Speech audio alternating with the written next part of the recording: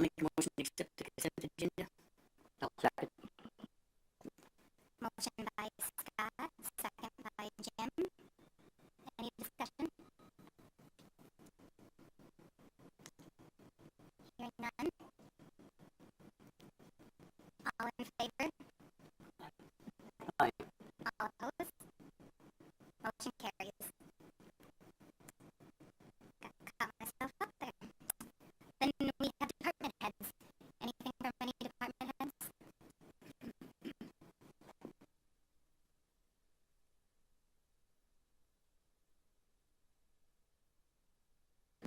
Good evening.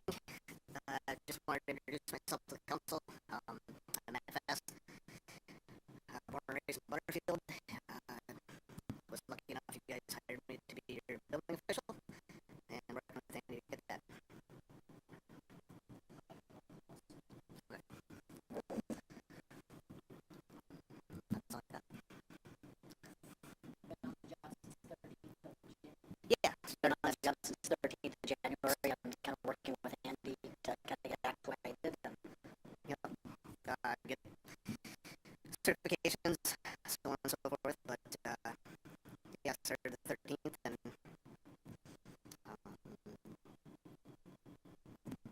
enjoying it so far. So thank you. It's January, so you're not too busy with building permits right now, right? Right.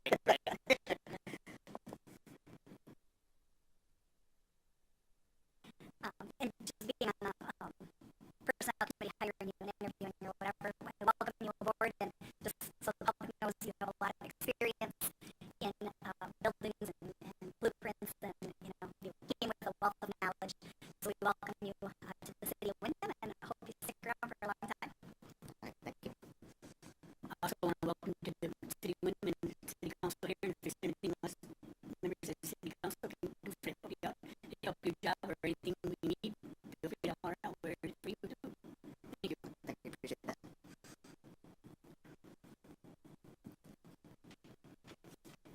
I also want to welcome you, and don't be nervous there. I'm new here too. I'm nervous. We're going to be fine. It's okay. So thank you for being here. Yes, thank you.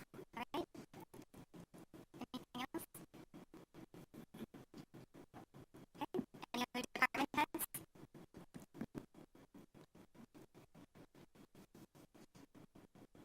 Thanks, Matt. Hello, Kari.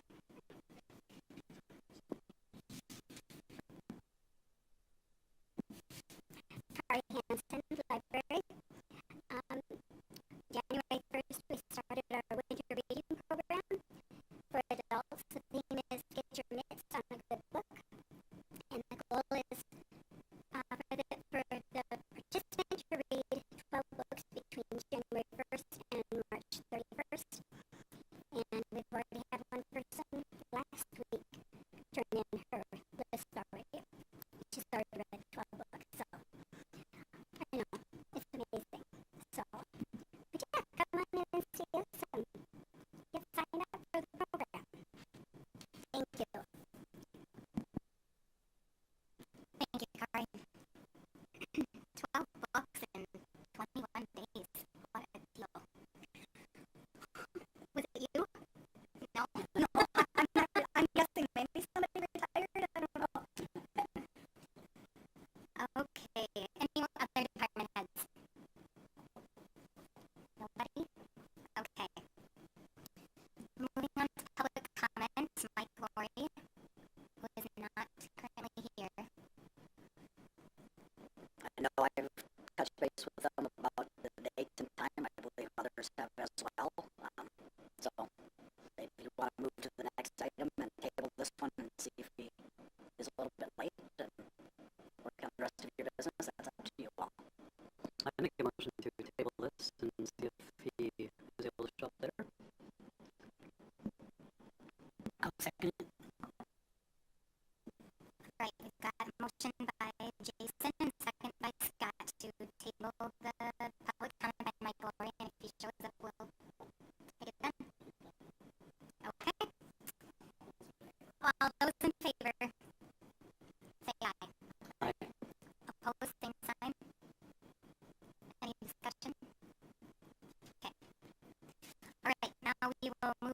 to resolutions accepting donations. We had a donation to the Windom Community Senior Center by the Ronald Flaggard Estate in the amount of $1,000 to be used for the senior center at the Windom Community Center, which is very generous and much appreciated. Do we need to do these in two separate? Okay, so I'll make a motion to accept the Ron Flaggard. I'll second. okay, motion by Scott, second by Jim to accept the donation from the Ron Flaggard Estate to the Community Center Senior Center in the amount of $1,000. All those in favor? Oh, sorry. I'll get this someday. So, he's going to do roll call. Benson. Yes. Sherman. Yes. Esplin. Nelson. Quaid. Yes. Okay. And then we have, is there anything after that I need to say? Then we move on to the resolution accepting the donation from Dorothy Van Norman to the Windom Public Library. I would introduce the resolution for authorization to accept a donation from Dorothy Vanderman to the Windom Public Library. I'll second. Motion by Jason, second by Jim. Any discussion? Roll call. Nelson. Sherman. Yes. Esplin. Benson. Yes. Quaid. Yes. Perfect. So both of those resolutions have been authorized and accepted, and thank you to the Ronnie Flaggard Estate. I guess I call him Ronnie. He farmed next to my grandpa, and they were best friends for years, so that's awesome. And Dorothy Van Norman, thank you both.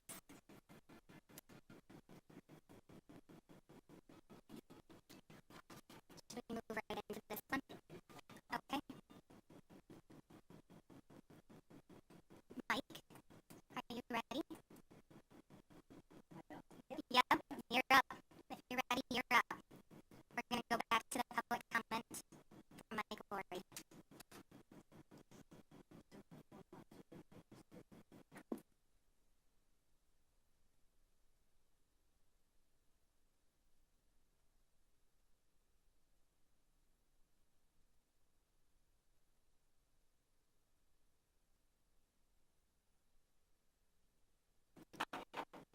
Welcome, Mike.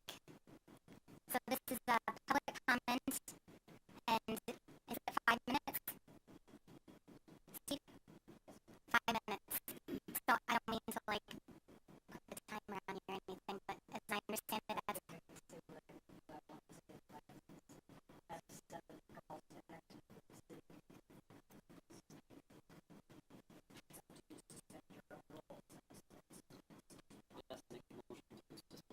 I make a motion to hear what he has to say. I'll second. okay, we've got a motion by Jim and a second by Scott to suspend the rules and hear what Mike has to say. All those in favor? Any discussion? I'm sorry, any discussion? Are we setting any calendar? That was my question. Are you going to have another time, or are you just going to call it the chair or whatever your motion is? Maybe we could set a little more generous time parameter, perhaps. Maybe cap it at something. Are you guys comfortable with 8 minutes or 10 minutes? Should be 10 minutes work for you, Scott? Okay.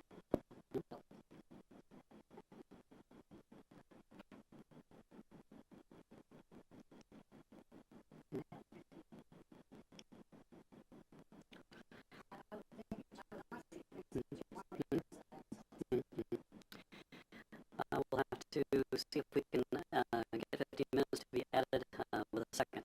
So we would have an additional thing onto the motion adding potentially 15 minutes as a time limit.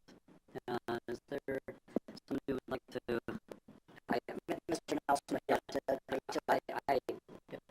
would like to hear what he has to say, whether it be 15 minutes or whatever. All right.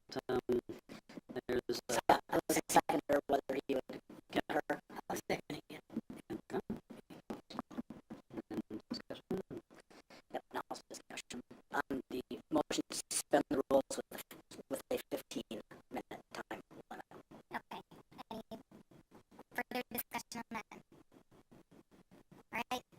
Motion carries made by all those in favor. Say aye. Opposed, same sign. No further discussion. Motion carries. Okay. You got the floor.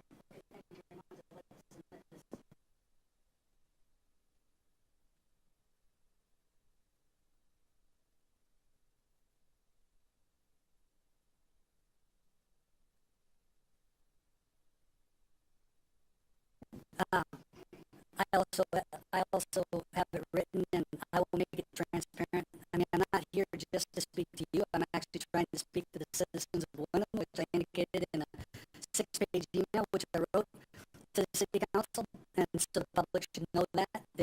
I am here to speak to you guys, and I only met Jason and Hillary last week, but I know the rest of you from almost a year and a half of experience covering the city council, just for the public to know one of the reasons why I'm here. And the email that I sent for the public's knowledge here and the newspaper's knowledge here, the email that I sent included a lot of information about vaccine injuries, specifically COVID messenger RNA vaccine injuries. The context for why I'm giving this information is when I quit my job at the Citizen, when I resigned, it was over a vaccine injury story on a woman named Donna Bosberg. Did you receive that information in that story? And so now that's the story that the public did not get because of, in my opinion, censorship at the Citizen at the time I was there, and that was their choice, and I left. It was my decision to leave and do it, and they were gracious enough to let me publish that story with Alpha News. And as I wrote to the city council, but for the public's information, about 100,000 people have seen the video and interview in that story on Rumble, on the Rumble platform, which I don't know if you checked that out or not to confirm that, but that's the truth. That's what happened. So the story that originated here in Cottonwood County and is connected to the Stanford health system in Westbrook, where Donna Bosberg was a nurse for 29 years. She actually cared for my father and many other people in Cottonwood County. Was an outstanding nurse. And when I quit my job over this issue, I thought, well, I can be wrong about anything, and I'm going to follow this issue quite closely because I'll need to repent of it to my wife, to my friends and family, my other people in the Christian faith that I have. So I wanted to follow this issue closely going forward because if I'm wrong, I want to say I'm wrong, and I want to apologize to my wife. I shouldn't have quit my job. I want to apologize to other people who may have been hurt by it because I certainly don't want to cause fear. And that's not what I'm here for tonight. I believe that truth sets you free. I believe that open public discourse is essential for this democracy. And I believe we've seen so much censorship in this country, and I'm not a victim. I'm actually, I'm just talking about the trend that we see society-wise where we don't want to talk about things openly. And the vaccine injury story is one that has been censored and suppressed all over the country. The New York Times did one vaccine injury story in 3 years. That's the paper of note in the country. And we have to, I'm not naive, and I'm not going to give a lecture or speech on these things, but the context we have to realize the pharmaceutical industry in this country is a $500 billion a year industry. The Mexican drug cartels only do from 20 to 50 billion a year, which is a huge enterprise. They're powerful, right? We know they're super powerful. They actually probably controlled our borders the last 4 years.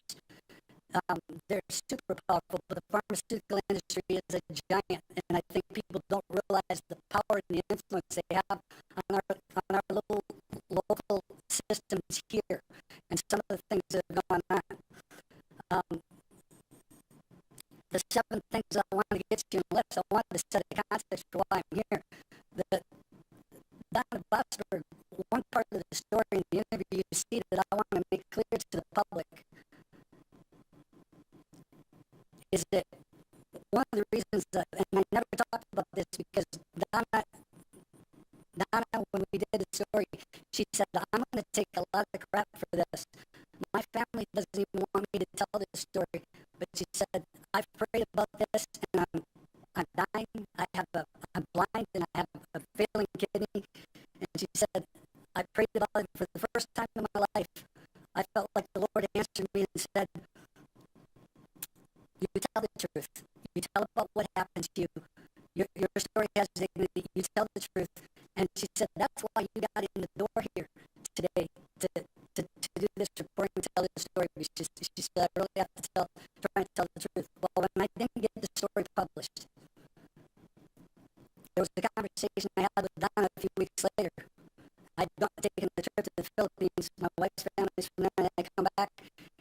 And then Donna tells me, because Trevor and Ron were possibly going to let me write a column about it on the opinion page, maybe not in the news, but in the opinion page, just to get it out there. Donna said, don't write my story now. She said, you went and talked to corporate in Sioux Falls, and you asked questions on this issue. And she said, now I got taken off the kidney donor list. And I got a very carefully worded email. And that's a volatile thing to say. I don't have any proof. I don't know what exact thing. She said the email doesn't say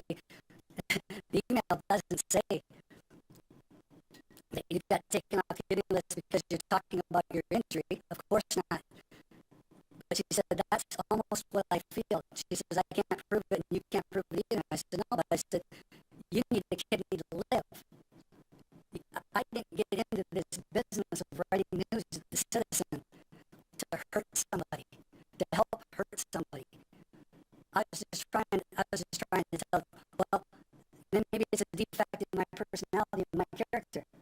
Then I said, I'm going to put my job on the line. And that's when I went to the paper. I said, one more time, let's try this one more time. I said, I think it's vital that we publish the story because then we can do a series and maybe the truth ultimately can come out and it's going to take more than this. And maybe we'll find out by digging and doing things. And of course, that's when I quit my job. But I've never said that before. And I want people to know that. I want people to know that. There was a reason I quit my job. It wasn't just about me. It wasn't about pride. I thought, well, maybe I'm wrong, and maybe I'll be proved wrong. But the evidence that I gave you, and this is for the public, because I know they're listening now too, it indicates that since that time 5 months ago, one of the huge concerns is that DNA fragments have been found in these vaccines, and this is now irrefutable. What is the effects of these DNA fragments that are not supposed to be in the vaccines, specifically the Pfizer and Moderna vaccines? What is the effect of that? And I understand you have to read books and you have to read studies to do this, and I understand you probably don't have time to do all that. It takes a lot of work. It has to be done by professionals. It's what the hospitals should be doing, in my opinion, for the community as a part of the public health service. Hey, this is a serious accusation, along with all the other side effects that we've seen, including blood clots, myocarditis, right? It's in the email, but I'm bringing some of these up. These are serious public health issues, and just because we wish that they weren't there or wish they weren't true, especially if you're vaccinated, that does not go against, that does not preclude finding out what the truth is anyway. Because if it is true, and these mRNA vaccines are causing this level of serious injury, not to just Donna Vosper, but perhaps now, at the start they said maybe 1 in 14 vaccinated people will suffer some sort of injury or side effect. Now the numbers are more like 1 in 7. Okay? Think about that. Now we're talking about a lot of injured people, potentially not just tens of thousands of vaccine-injured people, but hundreds of thousands of vaccine-injured people. As I said in my email to the city, which is why I thought you'd be raring to hear on this, and that your heart would go out on this the same situation. What about the children in our community? There are 3 MNRA vaccines now suggested by the CDC for infants before they're 3 months old. This seems insane to me. This seems so reckless. This seems like a reckless endangerment of the public.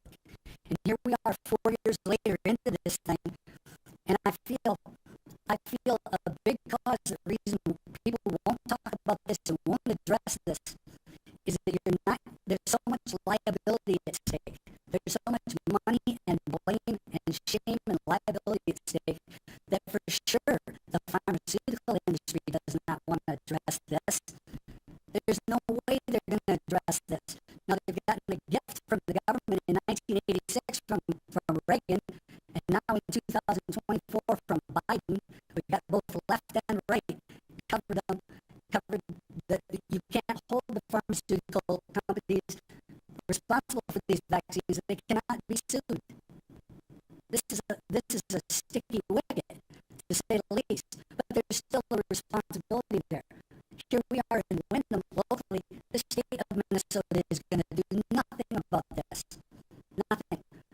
Local politics are the only way that you're going to see anything go forward on this issue, in my opinion.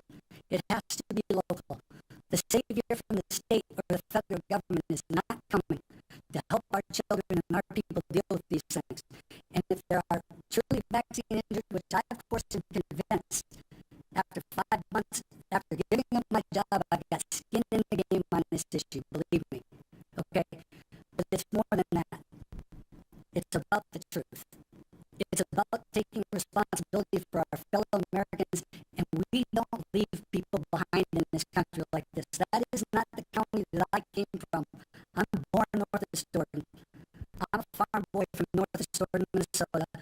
And when I'm coming back here after 40 years away, this is not the county, this is not the people that I think more of this county than that. We don't leave people behind like that. If they're injured legitimately, and I know there could be all sorts of cases and reasons, and people can fake things and do this and that, but there's too much evidence now. There's way too much evidence now. We have to do something. So that's why I came here to say to you now, I have some calls to action. I'm gonna read them to finish this up. And I understand people think I'm a bit nuts. Okay? I understand that. It's okay. It's okay if people think that. And if you want to criticize me, just talk to me, call me. Anybody can do that. Please don't do it to my family. Most of them don't agree with me anyways. They would rather I just shut up. So you aren't alone if you're thinking that right now. Okay? But I have a conscience.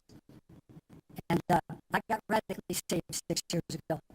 I've lived with an invisible injury, a TBI, for 6 years. I've been through a lot.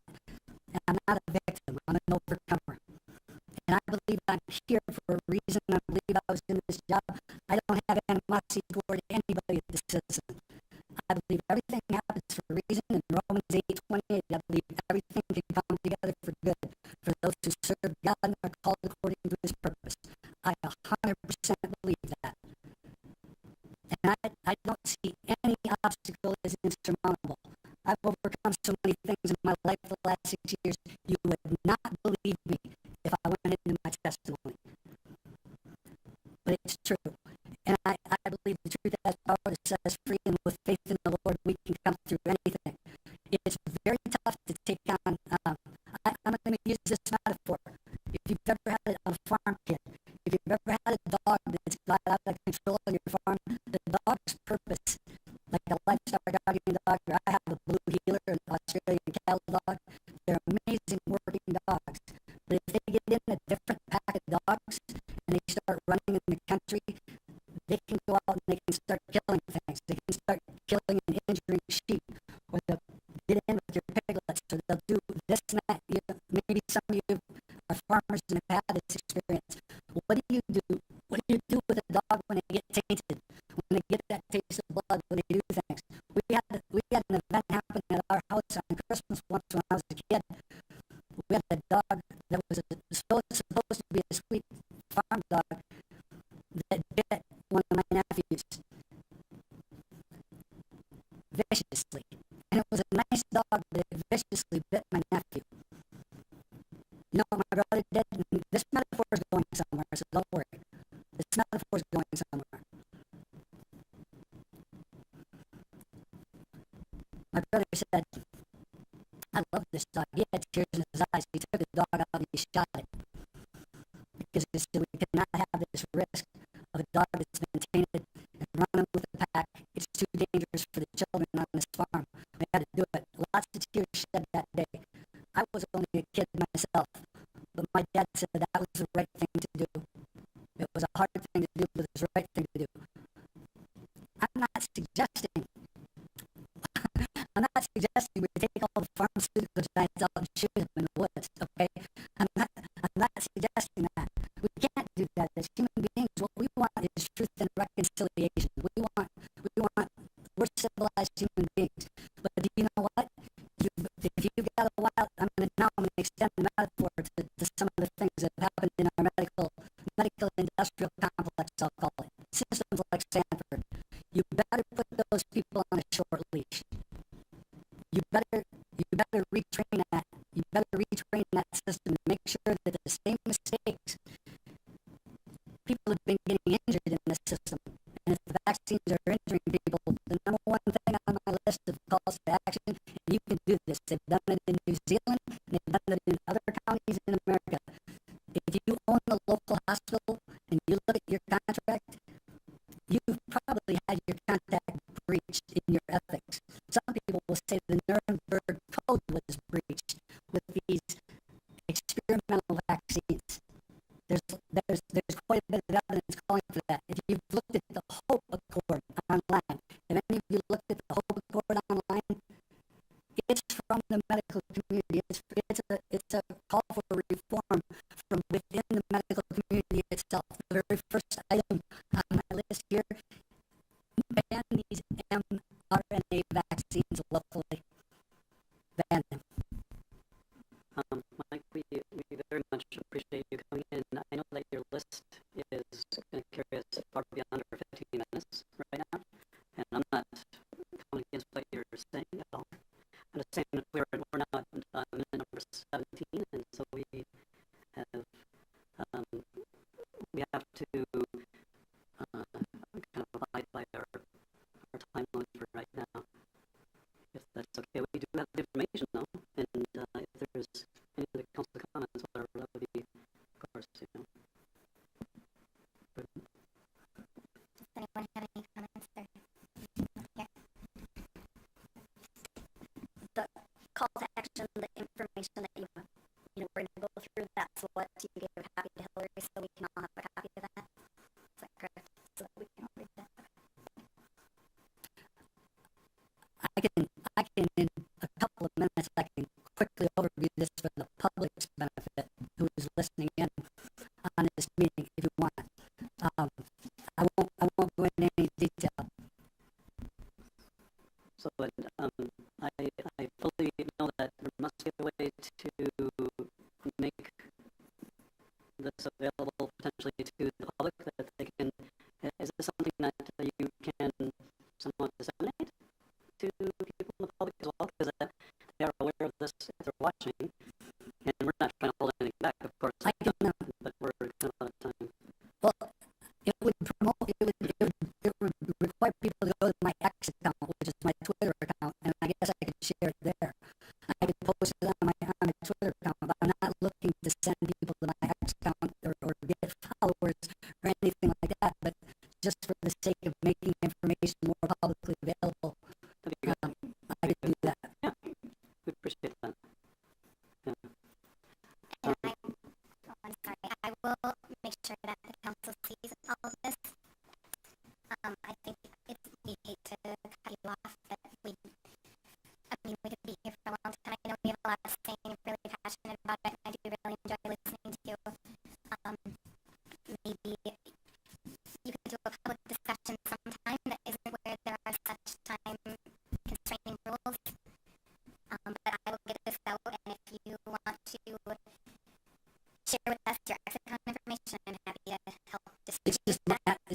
Mike Lord, I'll say this. I've sat in these council meetings. I've seen the council talk about, I've seen the council debate far less significant issues for an hour over an issue. And it kind of blows my mind that 17 minutes is really stretching the limits on an issue of this import.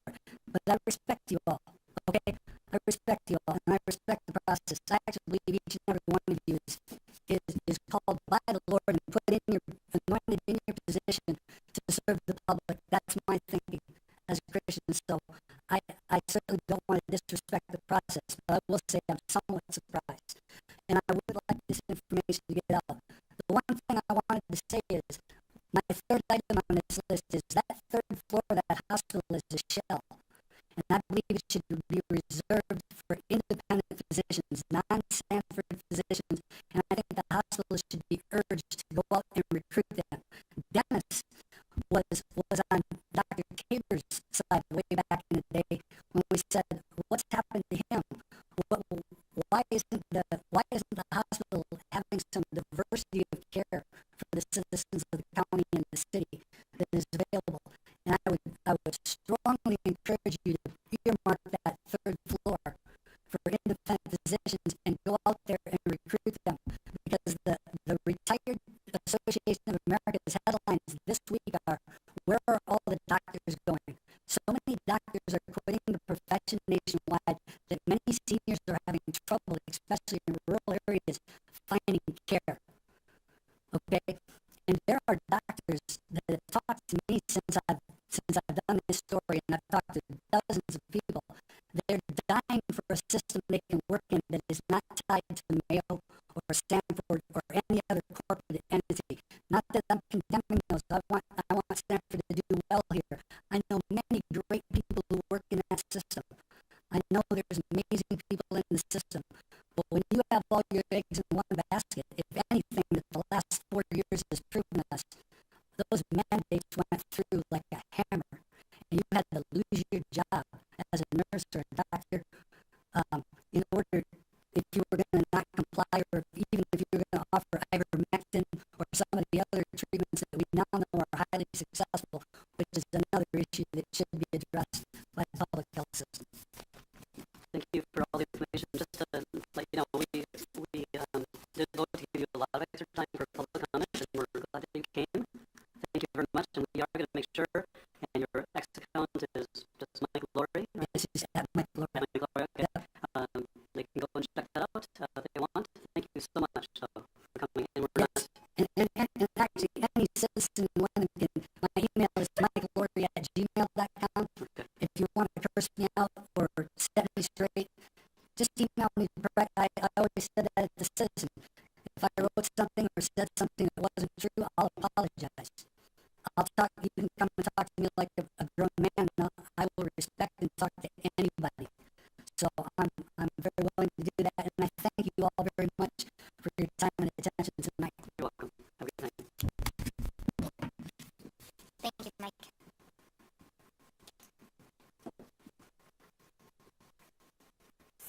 So we will pick this back up at the audit engagement agreement and Steve, you will take that over. Thank you. So in your packet is our statement of work at our master services agreement with Clifton Larson Allen. Last year, the council did a request for proposal for auditing services. Our prior auditor, Senator Winter, had completed their 3-year engagement with us, and so they didn't have the workforce to continue doing our audit. So we went out and solicited our fees, reviewed those, and the preferred vendor was Clifton Larson Allen.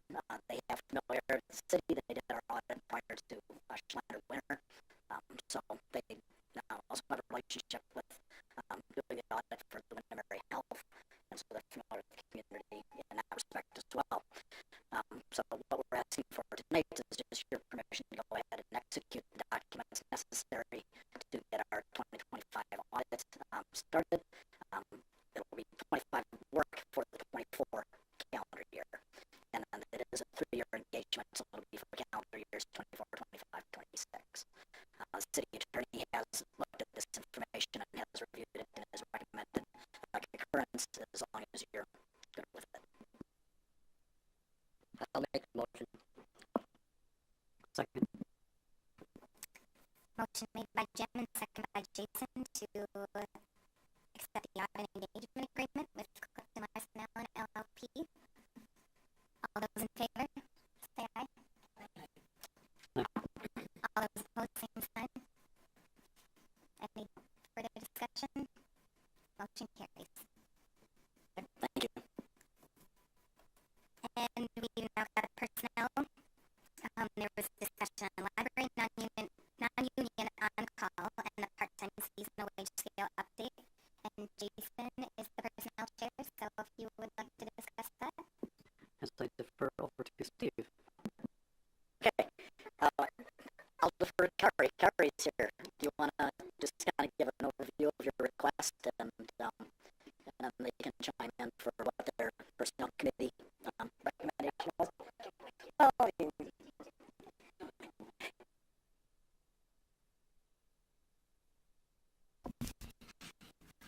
So I had asked the personnel committee for a chance to present the need for an on-call staff person or two.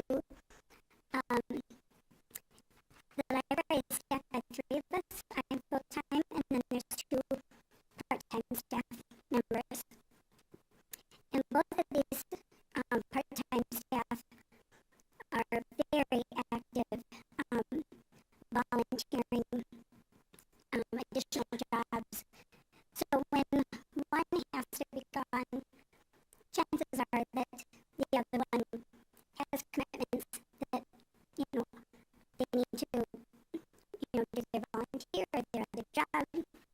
So there's plenty of times that one person is left behind to kind of take care of the public that comes in. And last spring, 2 of us were out with influenza, and instead of one person standing by themselves.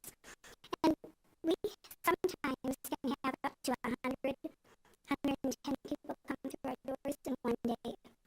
And the needs vary from just needing to check out a book to I need to print something, I need something on the computer, so we're kind of pulled in a lot of different directions. So I wanted to have the option for us to have 1 or 2 people that could step in and cover for situations like that. I don't think the need, will be great, but it would be nice to have as an option. And you did mention that the offset, of course, would be for when you're not available. So the money would not be vastly different.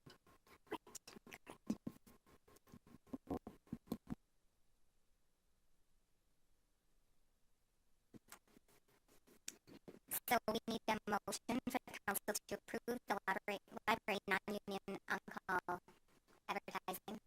Yes. I'll make a motion to approve the library's request. I'll second. Motion made by Dennis and second by Jenny. All those in favor say aye. Opposed, same sign. Any further discussion? Motion carries. Then the part-time seasonal wage scale update. Yep, I'll take care of this one. So every year we update our temporary employee, on-call employee, seasonal employee wage scale. Couple reasons to do it. One is the labor market is changing, but also the state of Minnesota changes the minimum wage every year by some formula that they have. So the new 2025 minimum wage is $11.13 an hour, and there's also a training wage, but of $9.08 an hour for people under 20, but we don't utilize that because we wouldn't find any help. So we have swimming pool wages, as one of the council members pointed out, we're probably not going to have a pool season this year, but we might have cleanup crews, things like that, if we have work to do down there. We still may hire some folks. We'll have to see how that goes. But then we also have the seasonal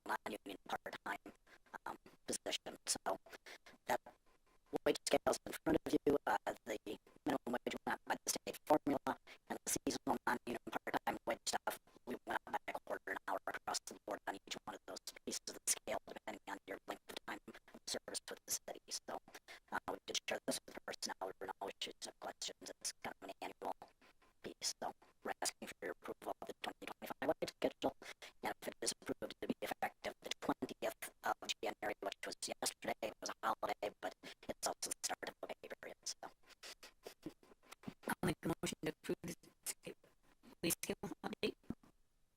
Second. Motion made by Scott and second by Jason to approve the part-time seasonal wage scale update. Is there any discussion? Hearing none, all those in favor say aye. Opposed, same sign. Motion carries. okay, and then I did have one more just update for the council. Our utility billing and payroll person that we've had in place for about 3 months when we had a retirement and then subsequent filling of positions did turn in her resignation effective today. So we'll be going out and re-advertising that position. We have to do it 5 days for our internal process through the union, and if we don't have any applicants there, then we'll roll it, go out into the public. But so just want to let you know that. All right, moving on to new business, we had the Ziegler pay request. Jason, welcome.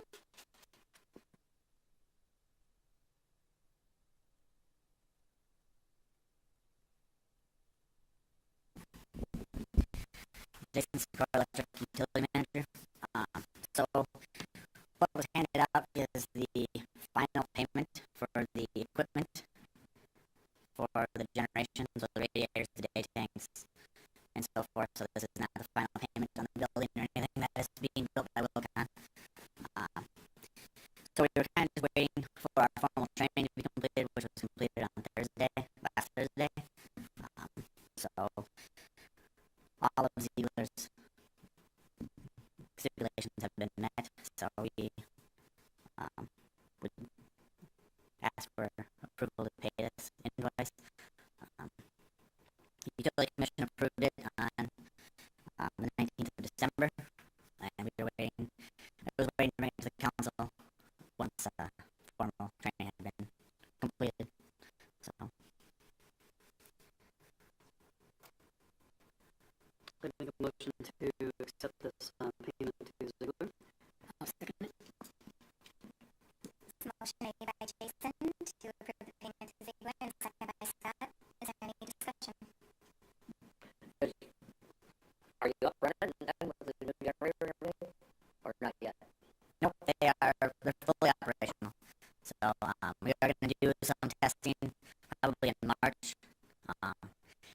It takes a little bit of work, and we'll also have to take the whole city down and then bring it back up with all of the generation. But we have some testing to do before that to work out any bugs that can be worked out prior to doing that, and then we'll perform that, and then we will know that they work correctly. It's not something you want to find out when you want them to work. So We don't have to wait till June when it's warm then, right?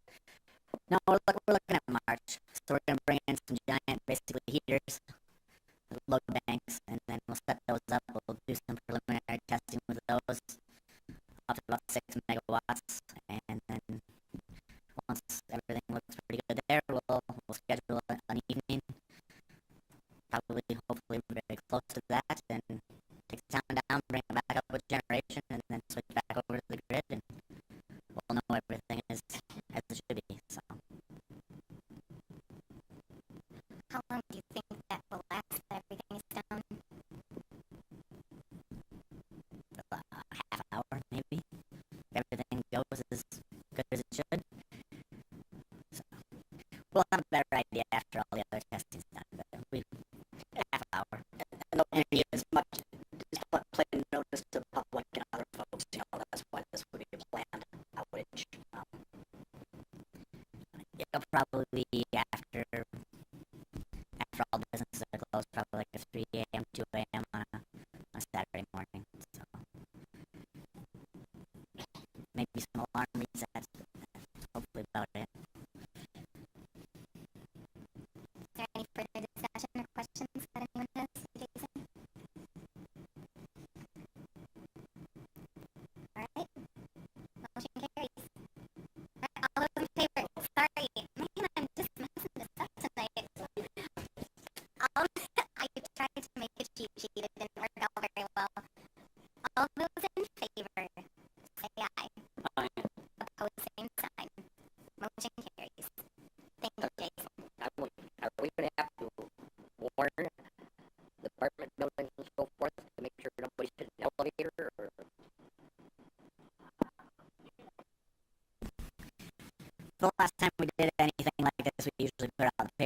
we hit the radio. A lot of the higher profile businesses, the hotel, we usually get that out. I usually go around and hand out some stuff as far as Toro,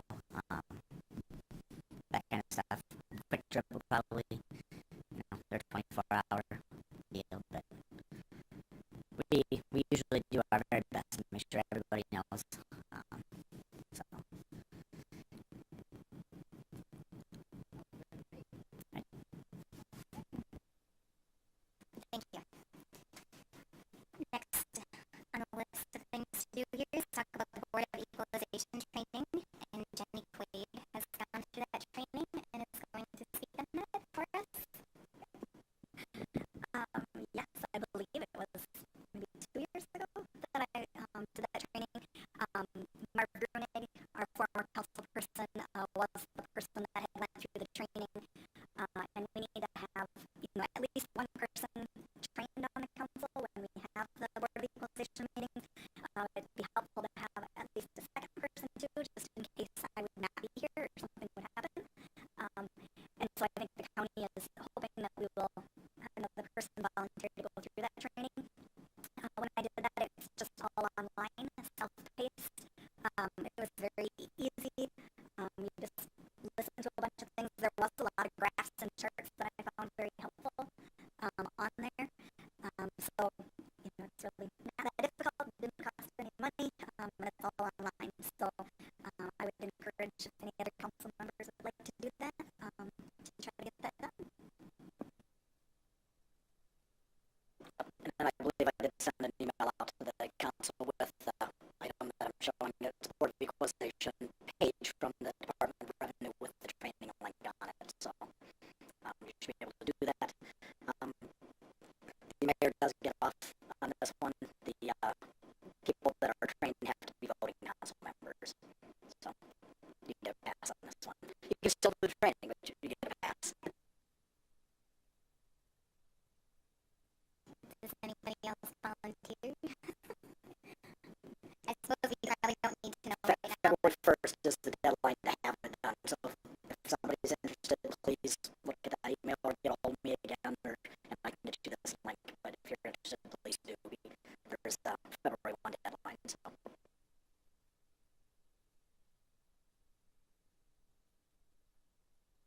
Any other discussion on that? Anyone? Okay, anything under old business?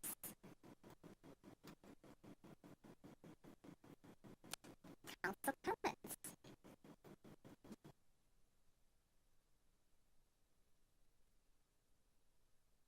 Calling somebody? Jim. You can start. Oh, I don't have a whole lot to say other than what Mike was talking about. Maybe that's why Fauci got pardoned. I don't know.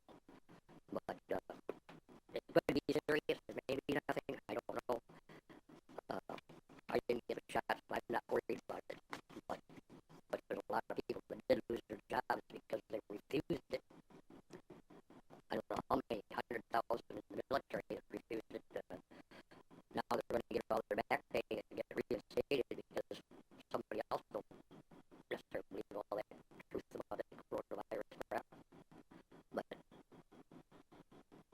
you can get pretty sick from it. I know that because I was laid up for a week, but I've never had any problems since. So that's all I have. Jason.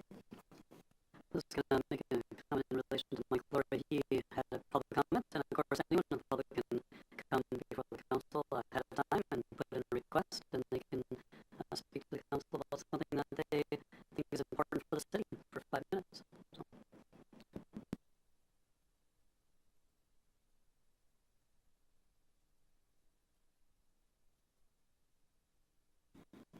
No, I actually do not have anything tonight.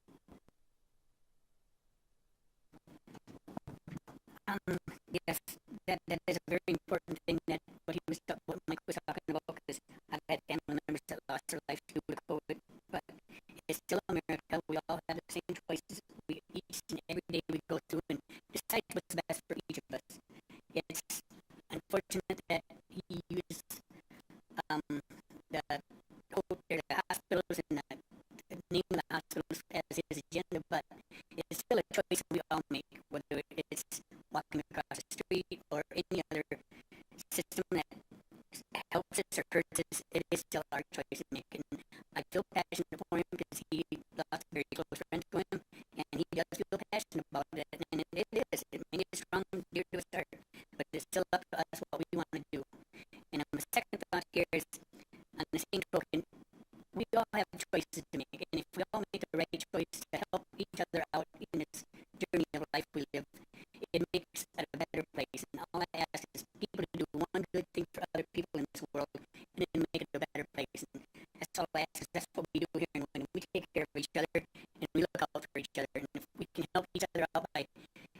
encouraging